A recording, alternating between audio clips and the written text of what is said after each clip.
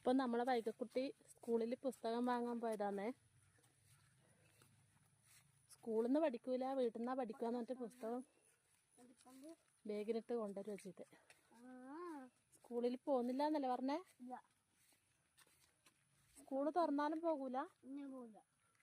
പഠിക്കണ്ടേ? പഠിക്കണ്ട?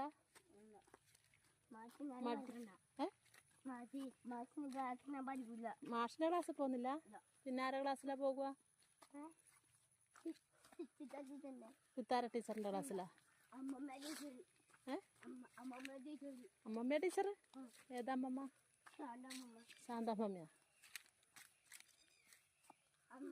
അമ്മമ്മനോട് പറയണേ അമ്മ അജാരത്തിന് പോയത് രണ്ട് ഒരു അമ്മമ്മയും ഒരാനാട്ടും